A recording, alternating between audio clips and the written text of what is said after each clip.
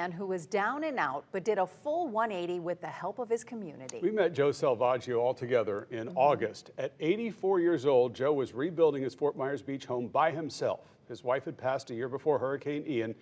He felt hopeless. I want to die. I want to die. I told you before. I'm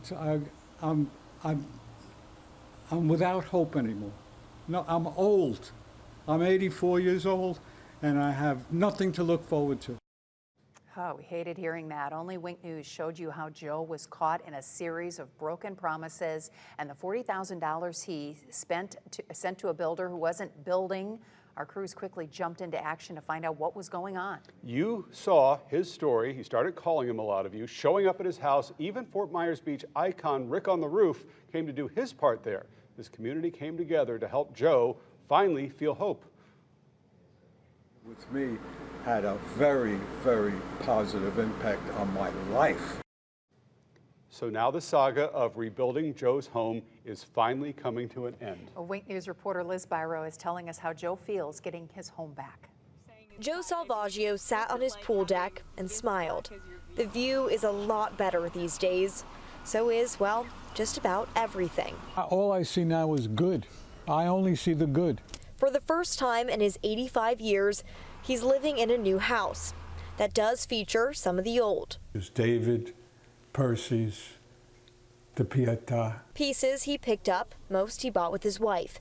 And then Joe showed me the new, from the floors to the cabinets to the fridge to the labor to get it all done. Lots of people that did different things just would not take a dime. They said, Joe, enjoy it. Well, glad we could help you. Joe told me if he listed every person who helped, every person he wants to thank, we'd be here for hours. But there are a few names he had to say. My home was literally started when Michael Hodak came here, and that was in the middle of August.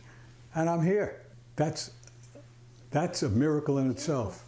Michael Hodak, Wink News reporter, found Joe 6 months ago. He was out thousands of dollars from a builder with no work to show for it, out of a home, out of luck. But after Michael's first story aired, neighbors like Rick and Amy and countless strangers came by every day and practically built this house. And Joe says none of this happens if not for his late wife, Arlene, his guardian angel. Michael was sent here. He's just the instrument, but the guiding hand that sent him here is the real power. Without that guiding hand sending him here, because he could have stopped in a million places, a million.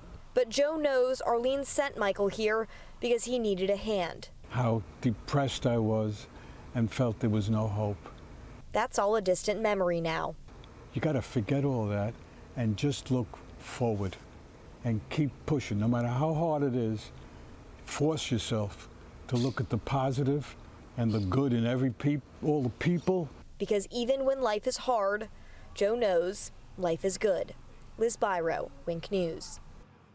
Oh my goodness, Joe, it's so glad. I was just so happy to see a smile on his face again. And all of the people that came to help. I mean, he's right. There are too many to name. It was fun to watch them all show up and help him, but it's great that he shared the final product with us. Home looks beautiful. It does. Yeah.